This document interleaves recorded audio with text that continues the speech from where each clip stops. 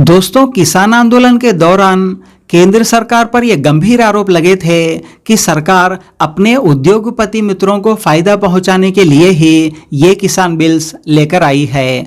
अब उस वक्त के बाद से आज तक भी लगातार सारी की सारी विपक्षी पार्टियों के सारे नेता इस मुद्दे पर सरकार को घेरते रहे हैं कि सरकार उद्योगपति मित्रों के लिए ही काम करते हुए जा रही है।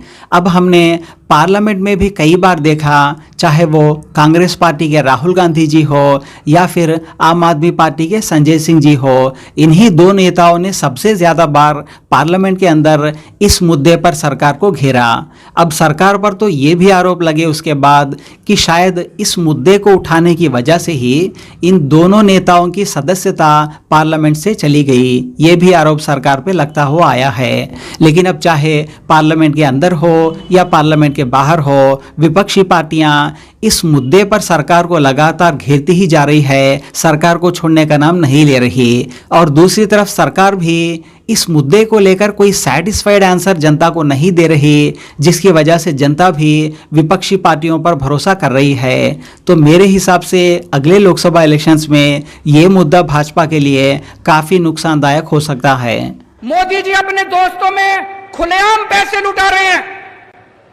उनके एक दोस्त ने बैंक से 34,000 करोड़ रुपए का लोन लिया। बंबई का एक आदमी है, मोदी जी का दोस्त है, 34,000 करोड़ का लोन लिया। मोदी जी ने सारा लोन माफ कर दिया, सारा लोन माफ कर दिया। एक और आदमी गुजरात का, उसने 22,000 करोड़ रुपए का लोन लिया बैंक से, 22,000 करोड़। मोदी जी ने सारा लोन माफ कर दिया। अरे ऐसे खजाना लुटा रहे हैं, ऐसे खजाना लुटा रहे हैं, खुली लूट चल रही है। और पैसा कहां से आ रहा है? आपके ऊपर टैक्स लगा रहे हैं।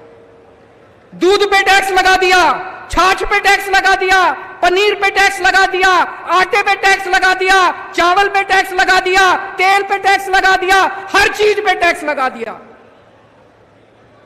अंग्रेज, हम कहते हैं अंग्रेज हमारा खून चूसते थे, इतना खून तो अंग्रेजों ने भी नहीं चूसा।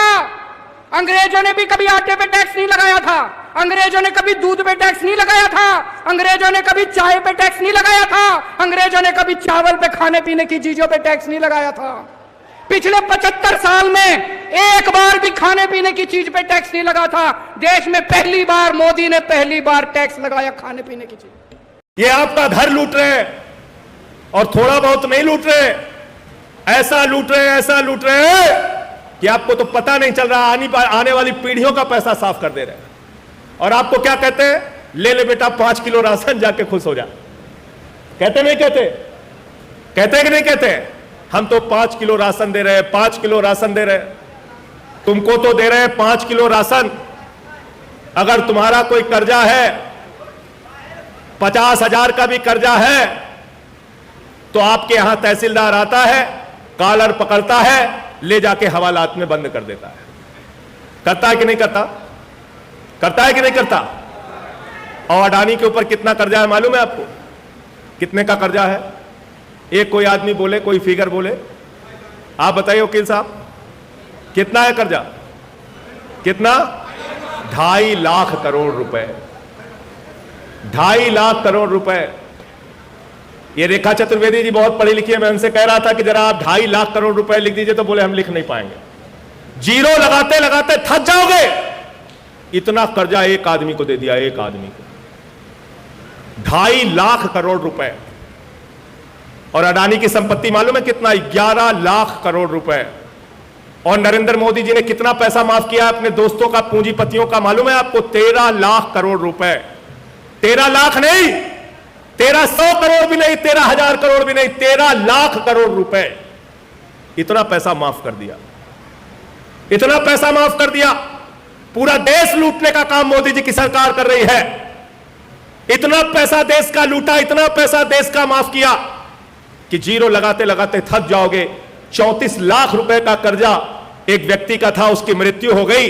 पुलिस वाले पहुंचते हैं, महिला पुलिस पहुंचती है, घसीट घसीट के उसको मारते हैं। वो वीडियो आप लोगों ने देखा होगा। कोई सरकार में बैठा हुआ प्रतिनिधि, योगी जी, मोदी जी नहीं गए, कह रहे भाई ये व्यक्ति तो मर गया है, इनके परिवार को क्यों परेशान कर रहे हो? किसकी गुलामी कर रहे हैं ये लोग? नरेंद्र मोदी इंडिया की सरकार नहीं चला रहे, नरेंद्र मोदी अडानी की गुलामी कर रहे हैं, अडानी की सरकार चला रहे हैं। ये बात आपको समझनी पड़ेगी।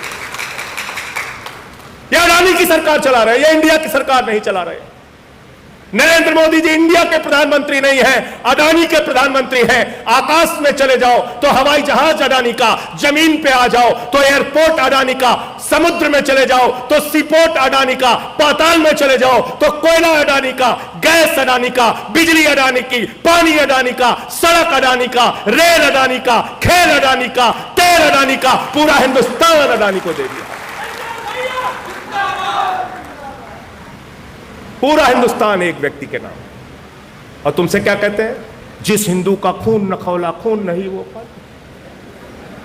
कहते नहीं कहते? आपका खून इस बात पे नहीं खौलता कि आपके बच्चों का हक लूट लूट के उत्तर प्रदेश के सरकारी स्कूलों में तो बच्चों को मिलेगी नमक रोटी, और अडानी के नाम आकाश से लेकर पाताल तक सब कुछ चला जाता है। तो इस बार जब कहे जिस हिंदू का खून न खौले, तो कह देना हमारा बहुत खून खौल रहा, सारा पैसा लेके आओ। हमारा खून बहुत ज्यादा खौल रहा है, उबाल मार रहा है हमारा खून। हमारे घर में बेरोजगार लड़का बैठा है, हमको किसानी का दाम नहीं मिला, फसल का दाम। हमारा खून बहुत खोल रहा है, एक एक चीज का हिसाब दो। मांगना हिसाब कि नहीं मांगना है? ये कार्यकर्ता समागम इसीलिए है कि उत्तर प्रदेश के गांव गांव में जाना है और इन बेईमानों से एक एक चीज का हिसाब आपको मांगना है।